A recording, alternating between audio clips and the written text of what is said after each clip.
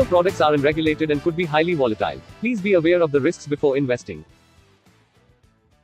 राज, बाबूजी के आशीर्वाद से हमने अपनी नई शुरुआत तो कर ली, पर अपना फ्यूचर प्लान कैसे करें? बड़े-बड़े शहरों में ऐसी छोटी-छोटी बातें होती रहती हैं। Looking for perfect start? Get a Bitcoin today. Download the Unocoin app.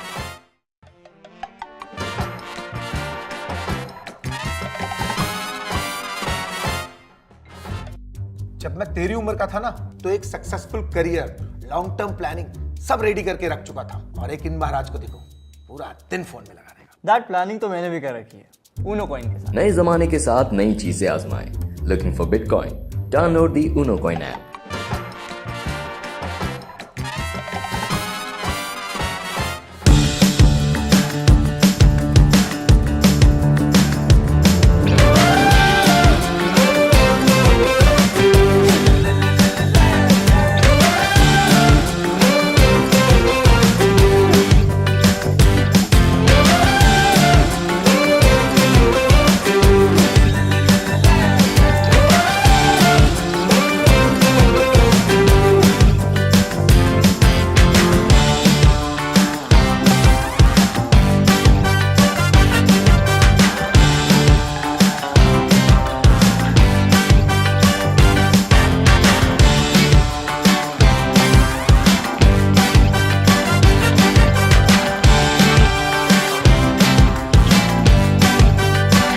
Guys, we really need to work hard.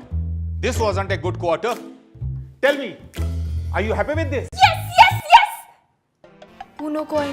Want to earn Bitcoin? Just grab your phone and shake it. Download the Unocoin app.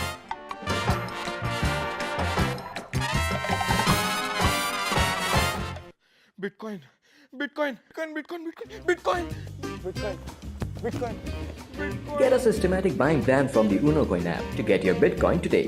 Download the Unocoin app.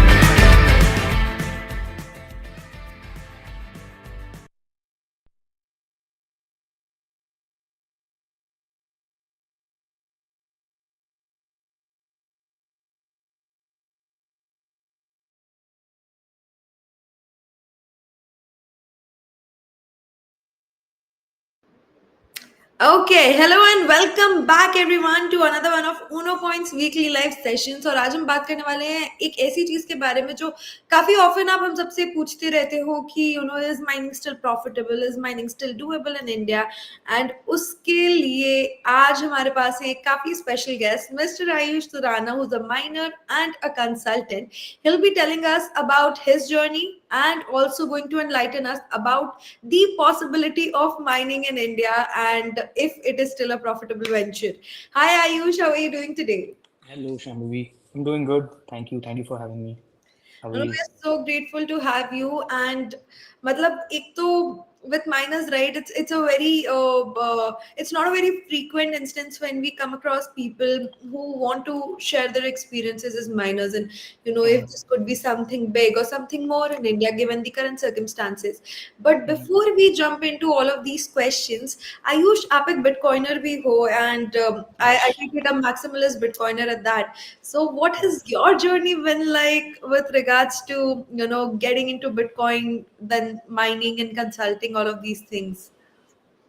Yeah, I mean, my journey with Bitcoin has been like pretty much similar to what everyone's journey has been, which is that you first hear about Bitcoin and you dismiss it, then then you hear about it again on like a news channel that says that someone's Bitcoin got hacked, and then you like fear it even more, and then you hear about someone saying that Bitcoin is used by terrorists and all that, and so you're like drawn farther and farther away from actually reading about it until like you're basically forced or something happens and you actually sit down and put in that time and effort to do your own research, and then you like realize that uh, you realize how stupid you were to like ignore it and how rich you would be if you hadn't ignored it, right? So yeah, it's pretty much the same journey, but yeah, I first heard about Bitcoin in 2017, dismissed it.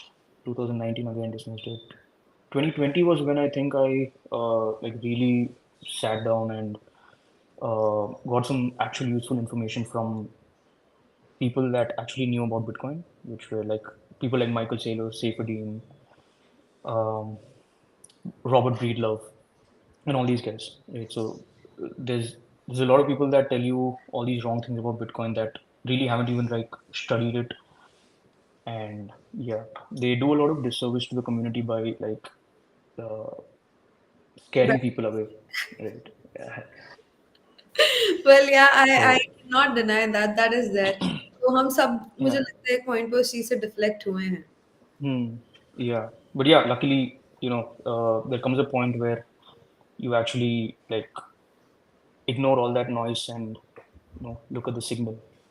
So yeah, that happened to me in 2020, which was when I started reading like books. I read the Bitcoin Standard.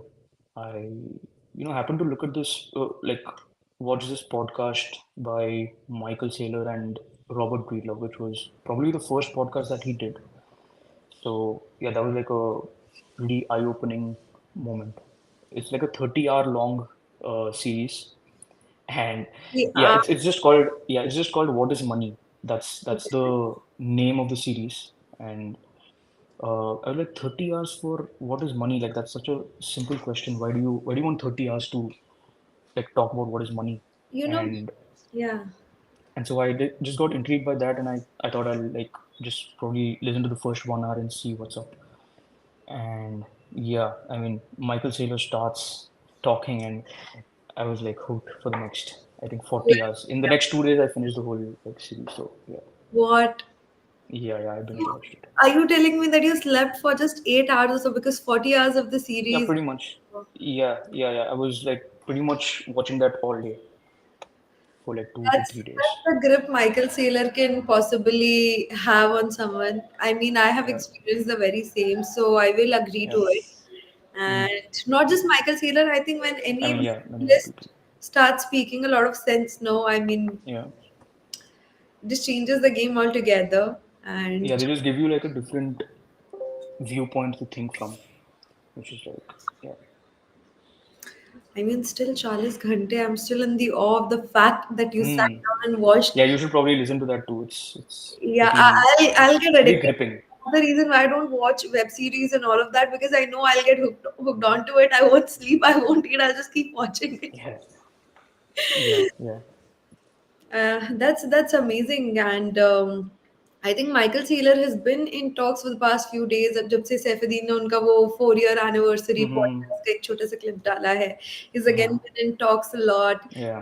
and pretty inspiring personality. True that, and I think Yes. is also waiting for its Michael Saylor moment before Bitcoin actually starts coming on the balance sheet of Indian industrialist companies and all of these, and. Yeah. Who do you think the first MicroStrategy of India will be?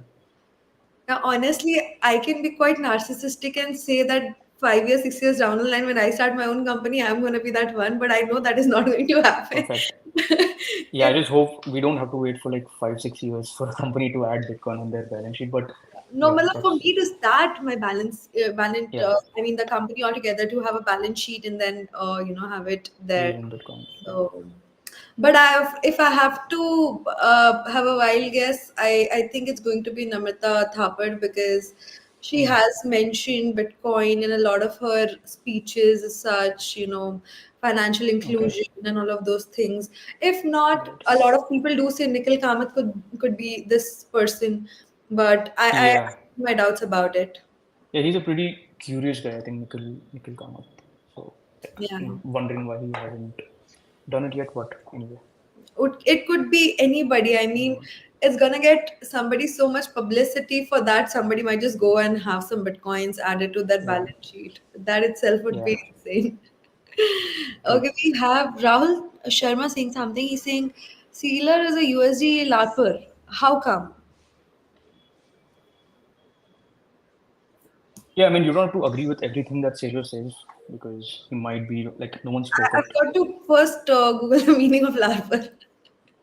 Yeah. Live action role.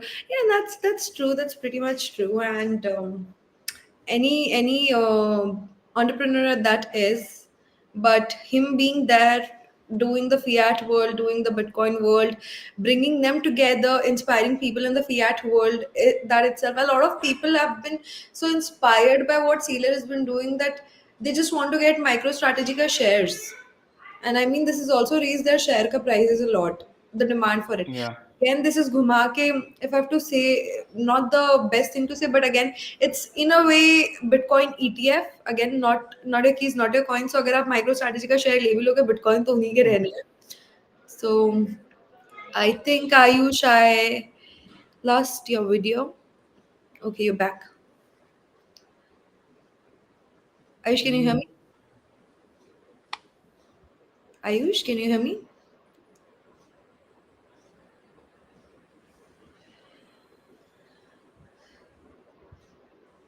Yeah, Ayush, I can see and see you. Can you hear me?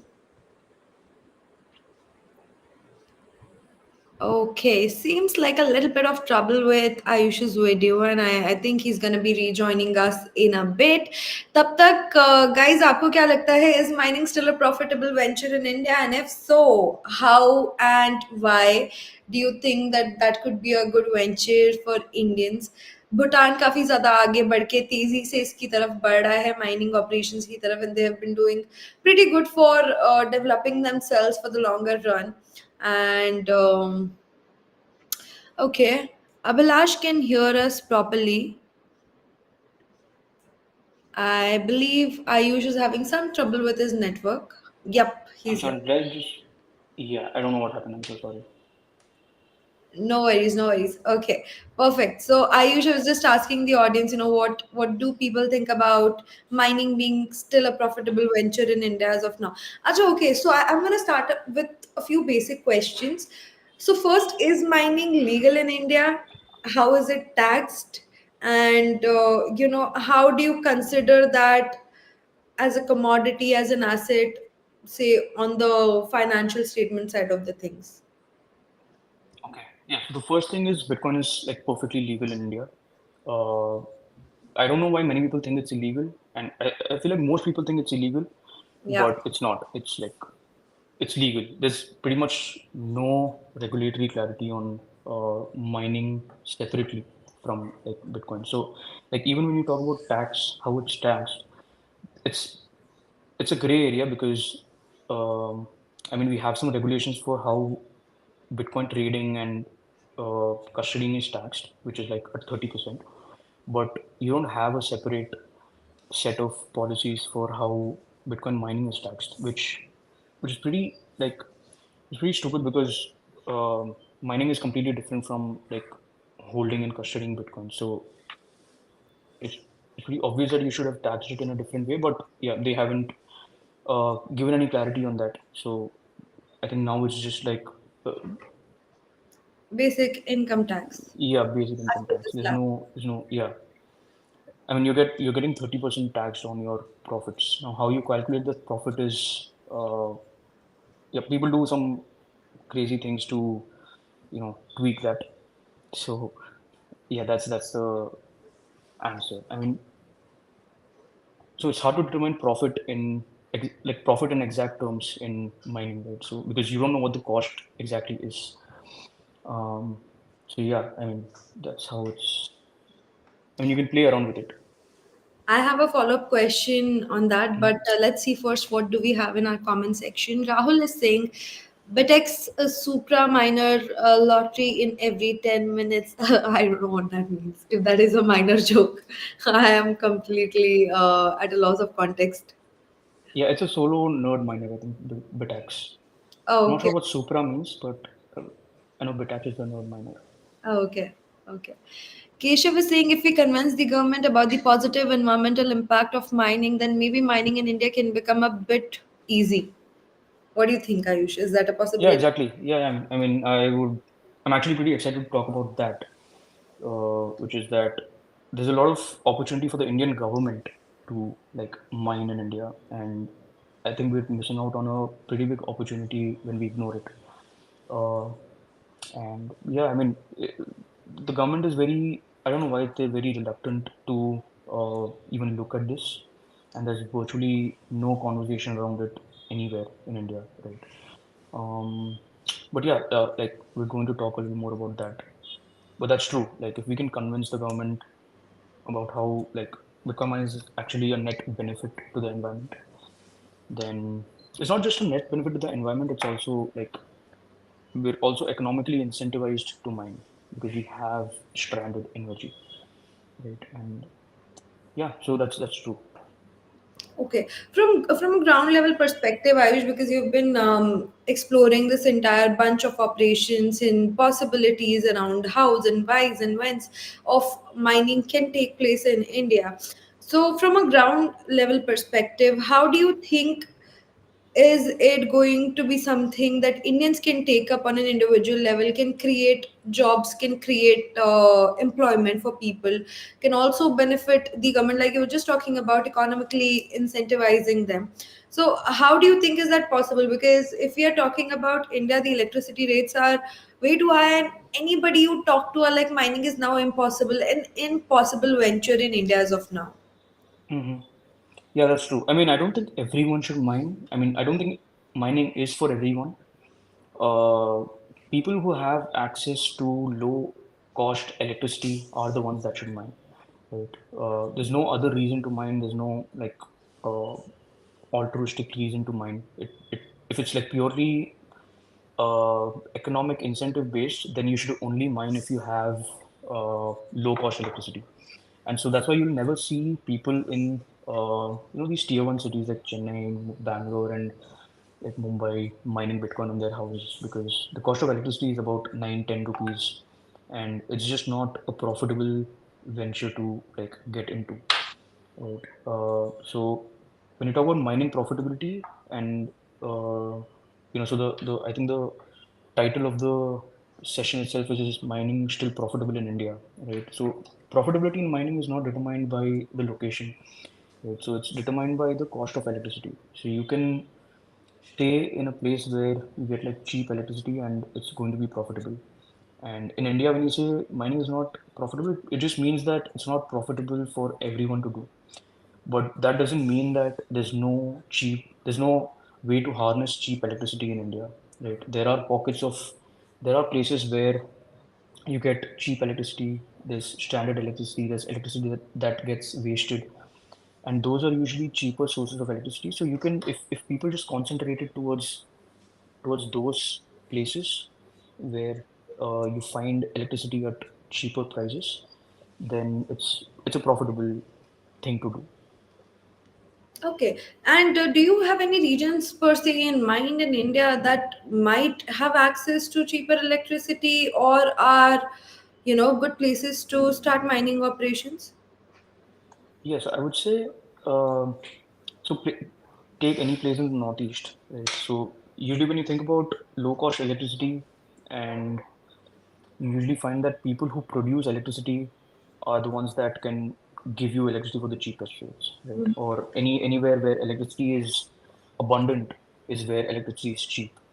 And if you want to find like abundant continuous supply of electricity, you probably want dams, right? You want places where there's a lot of tidal power available, and there's too much supply and there's very less demand. And so one place that comes to mind is places like Himachal.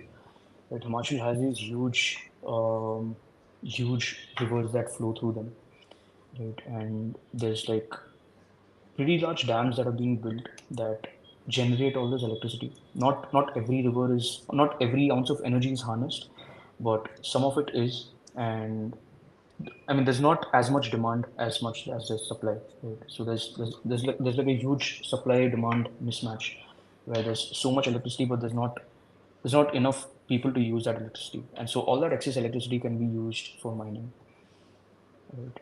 So that's one place that comes to mind, and even in the northeast, right? If you look at places like, so I recently found out that Arunachal Pradesh has pretty low cost electricity Oh, that the grid supplies. So Arunachal Pradesh, Meghalaya, all these places that have hydropower, and they're abundant in power, and there's not much industrial estates there to like consume so much electricity. So yeah, but there's also like other ways to harness electricity, and even in the south, it's not like you can't mine in the south. okay. Yeah, absolutely. I mean, I'm sure there are a lot of places in India that have even resources to generate that, unharnessed kind of energy. And there Mm-hmm. are a lot of places in India, I believe, remote areas at that. Mm-hmm. And I don't know if it is still the case, but I think I was reading this data during my journalism years about 3 years ago from now. And we were studying how still so many villages and towns do not have access to electricity in India. Mm-hmm. Those are the border areas towards Bhutan, like you said, northeastern side, the Bengal side of the border, neighboring border areas, all of those areas. There's still a lot of Right. villages that do not have access to electricity. So Right. imagine if you're creating a power there, also giving them some benefit, which is basically the electricity, and Mm-hmm. utilizing the electricity for mining. It could do great, great service to the people of the region, as well as for you to conduct your mining operations. So we have a few comments incoming. Let's look at them, and then I'll have my second question. Keshav here is asking, not asking, I think he's saying this, plus the tax income which government will get. Okay, grid stabilization as well. I think this is for the previous point where we were talking about India as a location, but Mm-hmm. okay. Bitcoin Hub is saying solar, hydro, biogas, and ultimately nuclear. Other eight Bitcoin Hub. Oh, okay, there's a proper Is chat. Bitcoin Hub Nihal? Nihal I Bitcoin. Yeah. I guess so. It could be or it could not be. We don't know. Yeah, I think it's in. Yeah, I mean, obviously, nuclear is the ultimate end game, but yeah, we'll get there in probably a decade or so. Yeah, nuclear is the end game, and I'm sure But I there. would like to talk more about that point that you made, which is that a lot of places in India don't have electricity, and something similar happened in Africa where a company called Gridless. So there were these huge villages, not huge, but there were like these remote villages in Africa that did not have electricity at all, and there was basically no incentive for anyone to uh, and I mean they had all these rivers flowing down, flowing beside these villages, but no one really had the economic incentive to create uh, create infrastructure to harness that hydro power, right? So I mean they had all this energy, but they didn't have enough. No one had the economic incentive to build the infrastructure to harness that energy, and that's why they had been living in darkness basically. Like imagine having no electricity today, right? It's pretty insane. So I mean they'd been living like that until Gridless, which is a Bitcoin mining company, came in, and they were like, so they were like, because the demand is very low in those regions, which leads to no one being interested in setting up a hydroelectric facility there. And so Gridless just came in, and they were like, whatever the people there want, let them take it, and whatever is excess, we'll take that, right? Because like, and Grillers did not do it because they wanted to help the people in South Africa or something. They did it for their own benefit. The incentive aligned in such a way that it made sense for gridless to go to Africa to actually mine Bitcoin because you get cheap electricity there, and it made sense for the hydroelectric plant to you know spend so much to build that plant. So yeah, I mean, and now people have like thousands of people have electricity now because of Bitcoin mining, right? Plan. So Yes. I mean, I so agree. And like I said, these kind of initiatives are going to help the people of the region as well as the operations that you are going to conduct.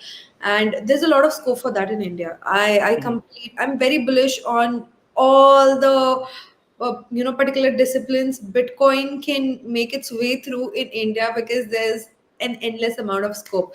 Okay, so we have a few questions. Rahul is asking how to make Bitcoin mining decentralized. Your thoughts on this?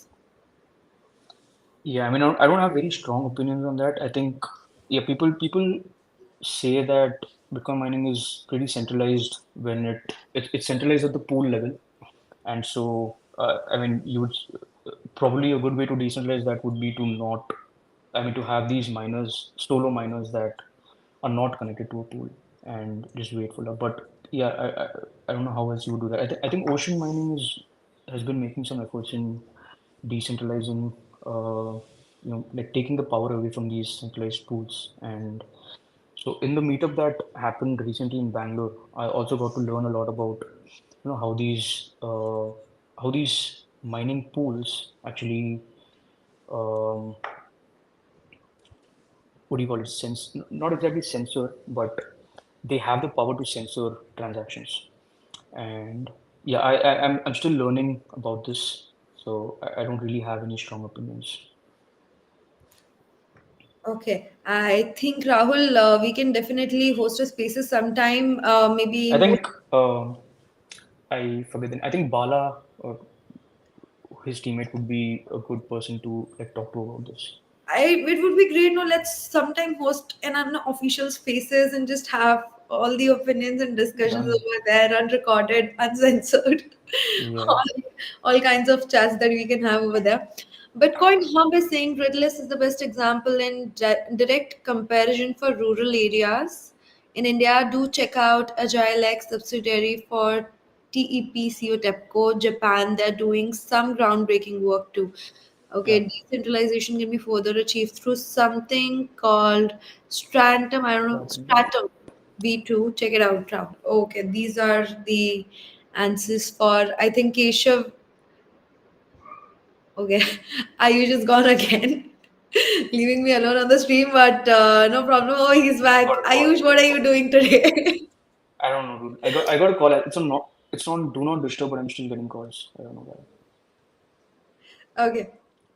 So I like how everybody is just answering everybody in the comment section. Keep it Yeah. up, guys.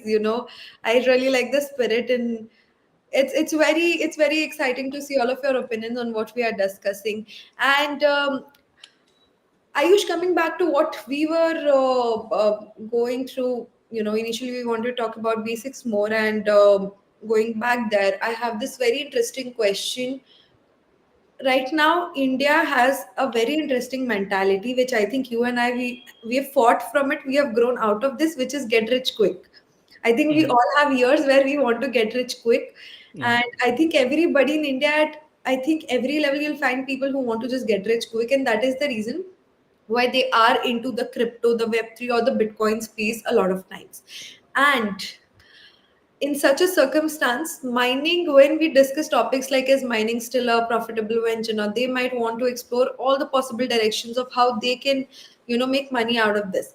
अब घुमा Mm-hmm. करके question ये आता है कि as a human what or as a Indian citizen willing to make some money or trying to create a mining venture of your own, what are the factors that you should be considering, before even thinking of taking the operations or starting something? What is the economic cost incurred in this? What are the challenges with regards to getting the licenses of things, of some things? I don't know. I mean, there could be some.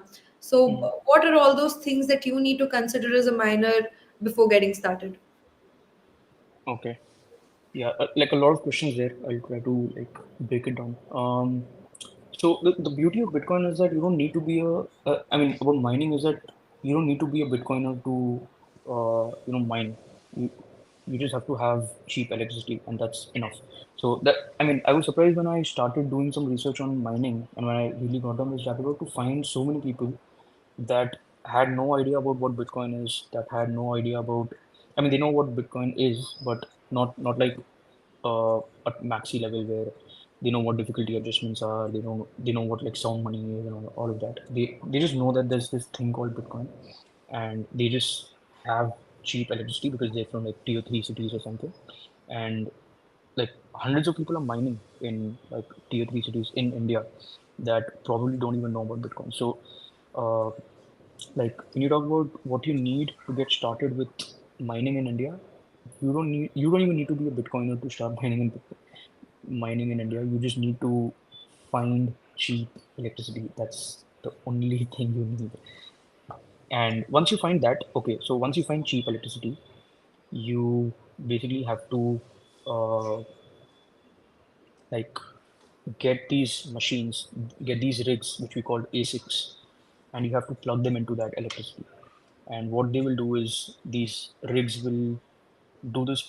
I mean, they will basically mine Bitcoin, and you have to bear the electricity cost. And so, if your electricity is cheap, your bottom line is lower. So, yeah, your profit increases as your expenses go down. That's very So interesting. that's like a very simple way to think about it. I mean, there's obviously more, there are like more nuances to it, but like if I had to like say it very simply, find cheap electricity, find how much electricity you're getting for like a cheap rate, and use it all to mine Bitcoin. That's pretty much it. Yeah, It sounds very easy, but yeah, it sounds very easy. So it's not. yeah, I mean, I can go into the details if you want me to. I mean, if we have time. No, So so let's say you have. I think we can definitely go into details, but how we have, if I have to talk about a normie perspective of mining, at least from the time when I did not know what Bitcoin is or what Bitcoin mining is, I somehow had this idea in my head that people create Bitcoins on their laptops, and Mm, which was actually the case. yeah, that was like even I thought that actually for the first when I. Revolution ऐसे हुआ कि अरे उस time तो laptop पे bitcoin mine हो जाता था, अब इतनी बड़ी बड़ी मशीन्स चाहिए और you need these rigs and everything, Mhm. you need cheap electricity, it has become so much more complex. So what is this evolution like for mining process? Yeah, that's a pretty like lengthy. I have a pretty lengthy answer to that question, but yeah, I mean, just to like add on to your question, which is that even when I first learned about Bitcoin, I went to YouTube and just searched about what Bitcoin mining is, and they usually say things like it's a process of like computers doing some solving some mathematical problems and adding to the blockchain and all these complex things that I just thought that we have to sit and do it, and then I was like completely wrong about it. But yeah, so like it might be useful to like really understand what these machines are doing actually, right? Before we get into like profitability and like the business side of things, what are these machines actually doing? we say we say it's mining Bitcoin, but we're not really mining Bitcoin. Technically speaking, we're mining a block and we're getting rewarded for that with Bitcoin, right? So you're not actually mining Bitcoin, you're mining a block in the Bitcoin blockchain, and for that you're getting rewarded with Bitcoins, right? So um, yeah, all these machines are only doing one thing. They are generating hashes. They're generating something called a hash, which if they get the right hash, so every block has a hash attached to it. Think of a hash like a password, right? If you're able to guess the right password, you get access to what is inside the block, which is Bitcoin rewards, right? So what these machines are actually doing is just guessing what the password can be, and they're just doing that. And you could do that with a regular computer before, but the computers that you have now, the ASICs that you have now, they're basically guessing trillions of hashes every trillions of they're making trillions of attempts to guess that password every second, right? So when we say that an ASIC has a 90 terahash power output, what we're basically saying is that this ASIC is attempting to attempting to generate a hash 90 trillion times every second, right? So they're pretty powerful computers. You could have done that before. I mean, you could have used a normal computer to mine to mine the block or to generate the hashes, because not many people were mining Bitcoin at that time.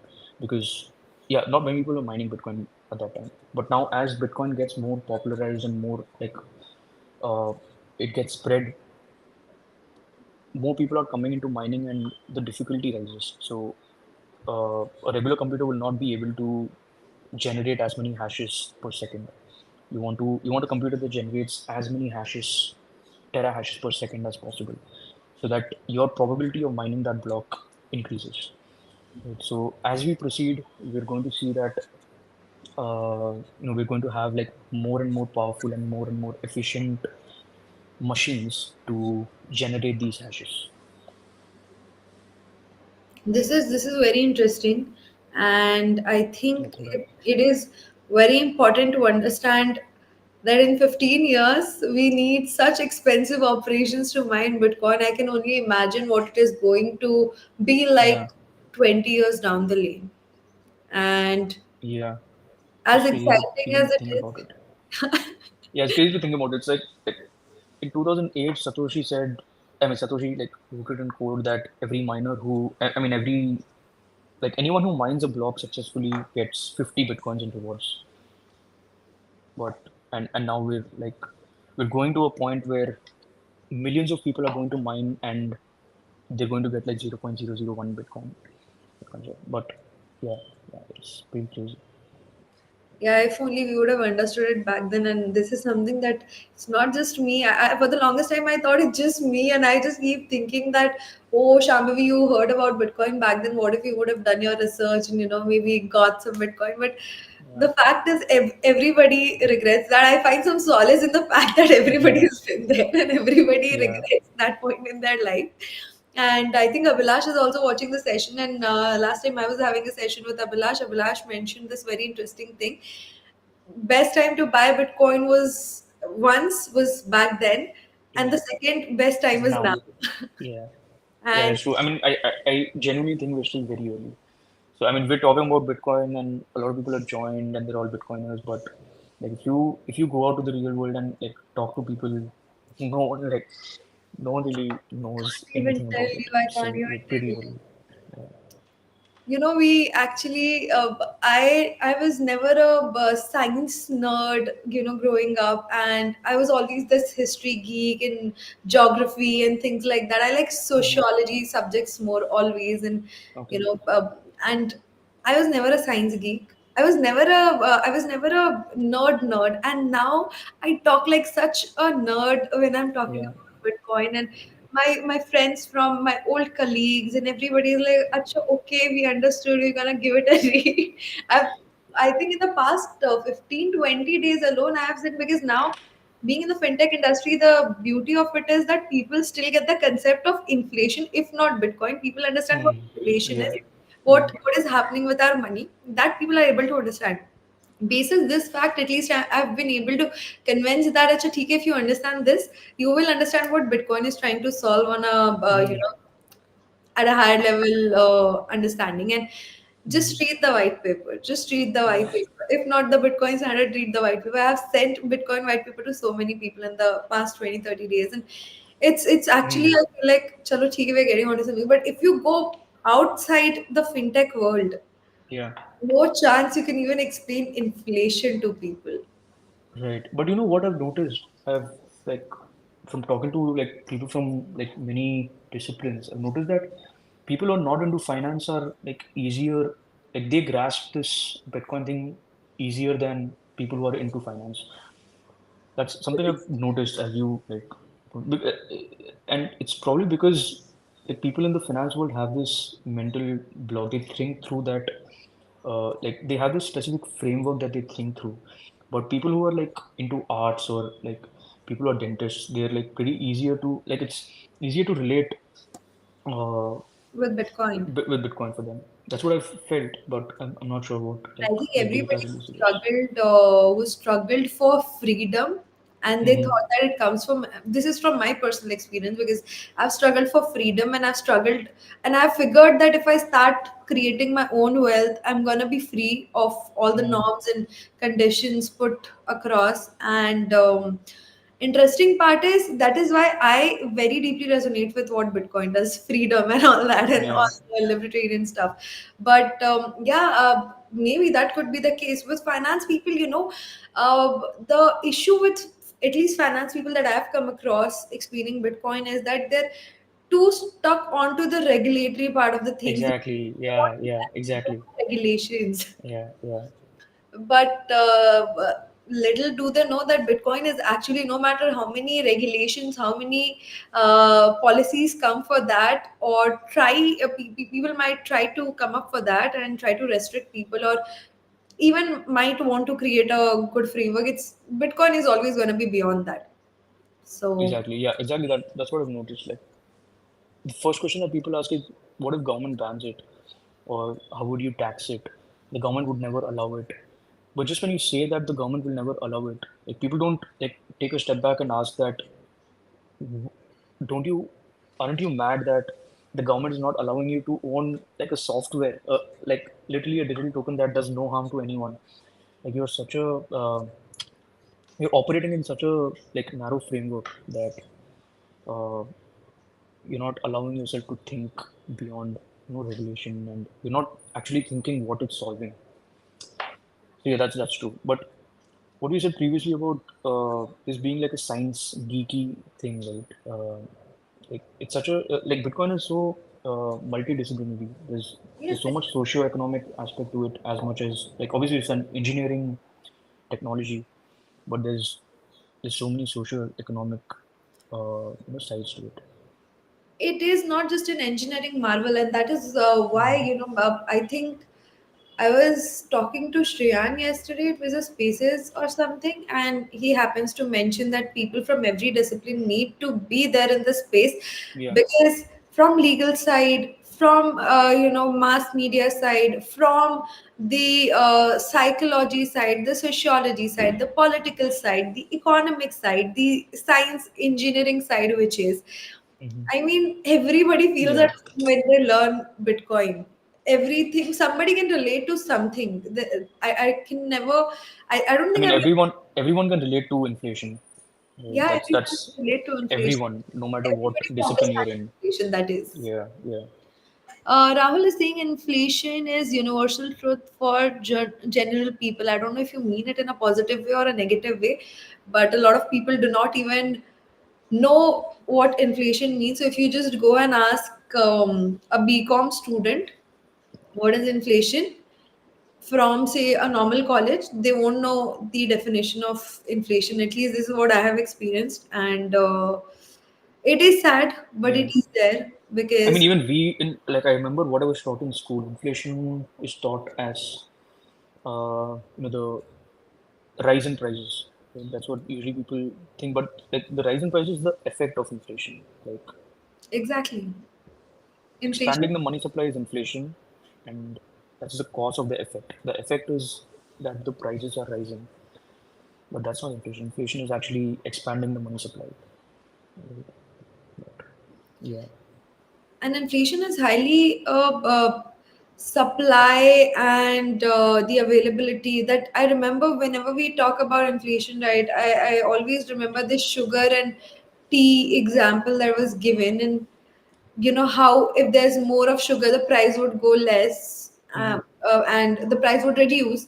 And if there's lesser of sugar, the demand, since there's a lot of demand or the existing demand, the price is going to rise. Similarly, it's with money. The more and more money you print, lesser the value is. You are still making the same amount of money, but the value it's losing. I mean, just today, I think I came across an excerpt from the Bitcoin standard itself. I think it was from the Roman empire economy, something, some chapter or some part is there, I don't remember exactly, but where how people were, these kings were devaluing coin clipping was the concept, where they would collect the Yeah. coins back, and they would remove some part of the metal, which is gold or silver, from it, and then just redistribute it, with the Yeah. same value.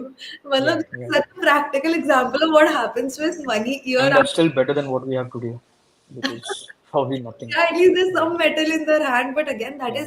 that is exactly the same thing. This is happen that for that they had to make people aware. Okay, we're gonna take your coins away. We're gonna do this to your coins. Now it's gonna get devalued. You have the same 500 rupee ka note. Yesterday you could buy like 10 packets of bread out of it. Now you can buy only 2 packets of bread out of it. And I think this was the case in Argentina or some country where the inflation rose by like 50% in a day or so. And Yeah, there are countries with like triple digit inflation. I think Venezuela has like had like 98% inflation or something. Mhm. yeah, that is Yeah. so insane. Yeah, it's Imagine insane. going to the store next day and the shopkeeper was like, it's not 100 rupees, it's now what that would be like 200 200 rupees. rupees. Yeah, Yeah. 200 rupees now. That I mean, is, that's exactly what is happening, but in slow motion. So we're not like feeling the pain in India because it's like it's not 98%, yet, it's yet. 7%. So it's okay. And maybe we'll get to 2% and that'll be better. But I mean, the principles remain the same, right?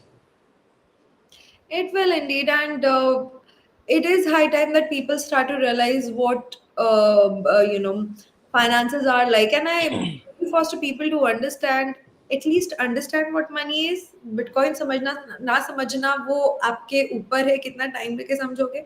कम से कम money समझ लो. I think that itself will solve a lot of problems. And Yeah. okay, we digressed enough. Coming Yeah. back to Let's the get back to mining. back to mining, yes. So for mining operations, Ayush, अब इसकी cost incurred क्या होगी? I think you have mentioned this before, but Hmm. with regards to say a sustainable project, अगर हम एक ये profitability factor लेकर के हम कर रहे हैं, rather than try and test, मतलब how would you state कि कितना could be the capital that somebody might need?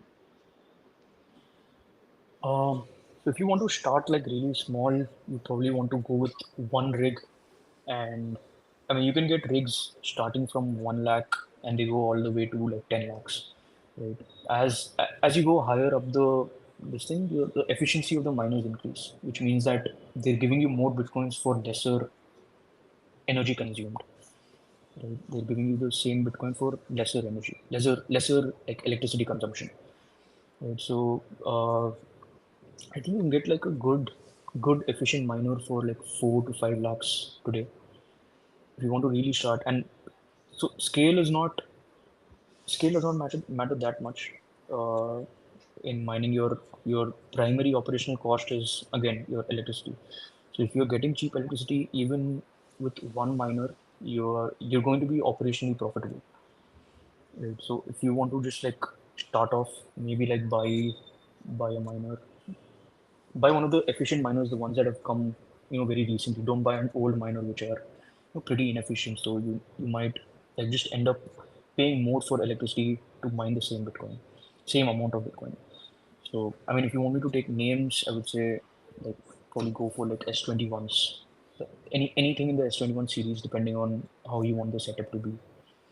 Right? So I think they start with 4 lakhs, and yeah. Okay. So that's if you want to try with one rig. Now, if you want to like, if you've already done your research and you're confident and you have that conviction, you have cheap electricity, then you might just multiply the same thing with uh, how many ever machines you can buy. Right? Okay मतलब मोटा मोटी उतना भी costly affair नहीं है ये but at the same time moderately If you want to do it on a small like personal scale, you want to mine it for yourself. You want to like open a company and host other people's miners and like have like a big setup. Then there's like other things to consider like your setup cost and all those things. But if you're doing it for your like individual purpose and you're just like doing it at a small scale, you don't have to worry about like those things. Just like buy maybe like 2 or 3 miners, whatever your budget is.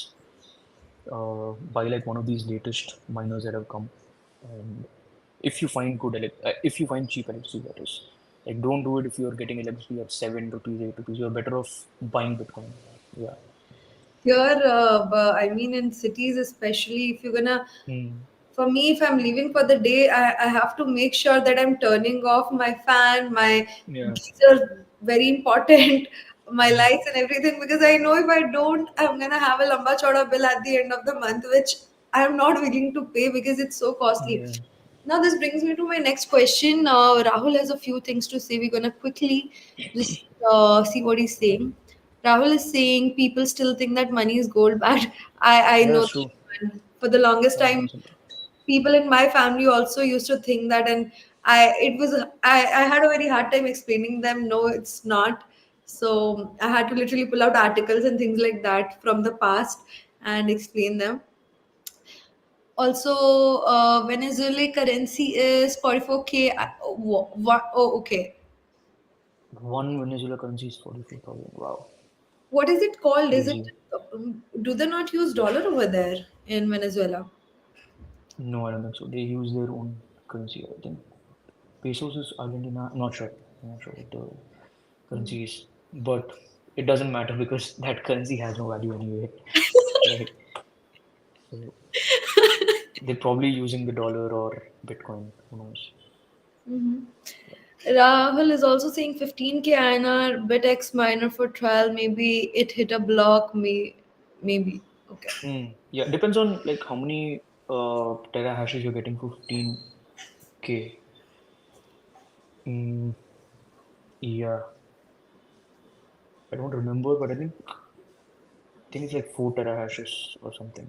Okay. Or is that another miner? Yeah, so that's yeah, pretty good. I mean, you can get lucky if you're like So, solo mining and you hit a block. I think that happened uh, like twice in the last 2 months, where someone who didn't like direct their like didn't join a mining pool and was solo mining, like hit the block. Like their miner was able to guess the right password, so they got like the entire reward of 3.125 bitcoins. wow. Right. Wow. So yeah, if you think of yourself as a lucky man or a woman, you can probably try this. Nice, nice. Okay, now coming back to my question, Ayush. So Ayush एक चीज जो मैंने experience करी है, and I think जो मैंने अभी हमारी conversation में भी explore करा है, and since we are running out of, we are at the end of our session, and this is something that I really wanted to ask you. Uh, you know, us people who are living in cities who maybe have the fintech understanding or the financial understanding, financial literacy, if I have to be more precise over here, who are able to understand Bitcoin, who are able to understand Bitcoin mining, we do not have access to cheap power. People who Hmm. might have access to cheap power are in the remote regions. Yeah. How do you fill this gap of education, resources? I mean, resources is Tirghat and then education is Meerghat. Bringing them together is something I Hmm. believe is going to be a big challenge. And again, mining is something that has to be promoted a lot क्योंकि आने वाले दिनों में it's gonna get more and more and more difficult. So we need more Yeah. miners, and India Hmm. is losing out on this opportunity if we're not going to have more miners. So do you think that any organizations as such, maybe Indian organizations or foreign organizations, are also planning to fund and educate some of these remote area people where they would be helping them set up the mining operations, teaching them how to facilitate this process, and just kind of fostering this entire ecosystem. Yeah, I think that's already happening at some level in India, where people who understand mining are going to remote areas. They're able to find, some way to find cheap electricity, and they're basically doing a large-scale operation there, where they're hosting other people's miners, right? And now all you have to do is educate the people there who are like close to the miners and who are managing the miners to basically educate them on how to manage these miners. And it's not much work. You need like probably a couple of electricians that understand, that come from an engineering background and can like supervise these rigs if something go wrong. And yeah, you can, yeah. So I mean, what has historically happened is miners have naturally flocked to areas where there's cheap electricity. So we're talking within India now, but if you even look at it globally, people from the United States have flocked to Ethiopia. People from Russia have, changed their bases. So the natural tendency, because of the incentives, is that you go to a place where there's cheap electricity, and so that's why people are going to Bhutan. That's why people are going to Ethiopia. That's why people are going to Kazakhstan, Russia. People don't like the people who mine don't necessarily live there. They just go there to mine, and yeah, that's People have to, I mean, it is something that is needed. It is something that is also fetching profitability if you're in the right region, if you're able to find that yeah, sweet spot where yeah. able to But it's such a self-balancing thing where, like, once a lot of people, like, once you find this huge pocket of cheap electricity, a lot of people flock there. The difficulty rises and everything like stabilizes around. I think even this could foster a lot of GCC setup in India, which is any which way still happening. It was in the manifesto, I believe, of this year's election that they want to have more and more GCCs, global capability centers. If I have to do the full form, basically, these people, what they do is these are foreign entities. They find better labor in India, better office spaces in India, where they just set up their office operations, and there are companies getting them the labor, getting them the workspaces, and having their operations, handling their operations basically. And this could be in a GCC format where people are working onto this. Maybe if some foreign entity is interested in it, they could really explore this opportunity with the higher authorities who are taking care of it. And if that happens, I mean, Yeah. I would be personally very happy because I am very bullish on India and Bitcoin. Hmm. Indians have Yeah. got the rarest of rarest and the sharpest brain that there can be. Silicon Valley is filled with Indians. So Yeah. we But they're have not in India. Silicon So I don't Valley. know, like, yeah, I want to be bullish in India, but there's like a lot of forces that are like against that. I understand exactly what you want to But say. yeah, I'm like trying to be optimistic. Yeah, I mean, we are all going to be, we are all working in the space for the fact that we are so bullish on India and we want to foster something good for the country that has given us our everything. So, hopefully, Yeah. yes. There's one very interesting question by Harsha. So, Harsha Mother is Yes, keep asking, going. how many rupee per unit of electricity is cheap to mine? Yeah, that's an interesting question. I think like don't go for anyone in anywhere above like 6 rupees. 6 rupees. 6 rupees is cheap. Like keep 6 rupees as a benchmark. Like I don't think you can mine profitably at uh, like if you're paying more than 6 rupees. But yeah, try to find like the cheaper the better. There are places where you get like in Ethiopia, you're getting electricity for literally like 2 rupees and 1.5 2 rupees. So that's a pretty significant reduction in your cost. I think if So 6 rupees is something that you will consider profitable or at least at par for mining. yeah, I think six also is pretty high. I'm just saying like हाँ five, roughly five हाँ to six six hundred. तो मतलब पंजाब में electricity is 6 rupee per unit itself so वहाँ पे तो Mm-hmm. Normal residential cost is 6 rupee if you Are you gonna sure? yeah I remember from the time I used to live there which is 2 years back. I don't know now, but five, 6. This was the cost of electricity So per there are unit. places in India where you can get. I mean, the official rate of electricity is 4.5. So it might be like profitable to go to these places. I think Daman in the U is one of them. Arunachal Pradesh is one of them, where you're getting I think electricity. Odisha as well. I was reading Hmm. about Odisha being having cheaper electricity than rest of the country. But yeah, so what I'm saying is 5 and 6 rupees are you're still working at a margin. Like you're right at the margin. Right? You're not making any big difference. You might Profit. as well go with just buying Bitcoin, but you're not like operating at a loss. But you're at the margin, is what I'm trying to say. So the cheaper you go, your margins get better. Yep. The cheaper you go, the better. And I think there's a lot of gap. There are resources in Yeah. India.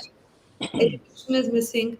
where education is there, resources are missing. And with this, we will be ending our today's session. Thank you so much, Ayush, for joining us. Thank you so much to Thank you. everybody who's listening us today. And Ayush, I wish you best of luck and in your Thank you. ventures to make mining a mass level project in India. I just hope that it happens, and Yeah. I literally will be the happiest person the day it happens. Thank you. And Thank you so much. yeah, Yeah, hopefully that uh, happens soon.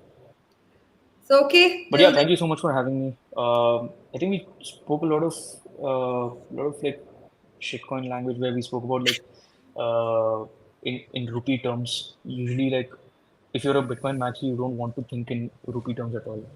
But just to simplify, most of the explanations that I did was in terms of rupees and all that. But I mean, if you're a maxi already, then you're getting extreme levels of, I mean, very high levels of privacy, and you're basically stacking Bitcoin every day. So that's like as good as it gets. absolutely. Also, about the I think there's Bitcoin, one question from Harsh. If I run S21 yes. If I 24/7, run, then would you like me to read it out loud for you? yeah, please. I mean, I've read it, but for the audience, you can read it out loud. Harsha is asking if I run S21 24 into 7, how many units per month will it consume? Okay, so S21 has like two, three models. There's like S21, there's S21 XP. I think the S21 200 is consuming about 3,000 units per month if you run it full time. I think 2,700 units per month. Then there's an S21 Pro that's using like 3,000 units per month. And then there's an S21 XP Hydro that is using like 4,000 units per month. So yeah. मैं बस बैंगलोर के हिसाब से electricity price calculate कर रही थी how much So would like if you're, I mean, if you're going with the most efficient miner, which is like the S21 Hydro 470 terahash, you're consuming 4,000 units of electricity every month. And so if your electricity rates are like 8 rupees, I think Bangalore में कितना है? 10, 8 9, 9 10, सब 9 सब rupees. Let's take 9 rupees. You're paying like 36,000 for, is that right? Yeah, 36,000 for your electricity bill. And what you'll be mining is, again, in rupee terms, at current Bitcoin prices, you'll be mining somewhere between 55 to 57,000 worth of BTC every month. Right. So the profit that you're making is very slim. significantly But if you can get power at like 2 rupees and you're mining like an S21 XP Hydro, that's pretty significant profits. I think it is also going to consume cost in the initial days of it, and moving forward as you keep upgrading your the system that you have in place, maybe it will become profitable to the So extent it you want it to be. No, so it doesn't work like that. I mean, once you get a machine, there's like a certain efficiency. There's a certain wattage to every machine, every rig, which tells you how much electricity it will consume if you run it 24/7. And so that almost stays constant throughout, the life of the machine. Maybe you'll reach a point if you don't like maintain the machine properly. Maybe in like 2 years down the line, it'll give you lesser.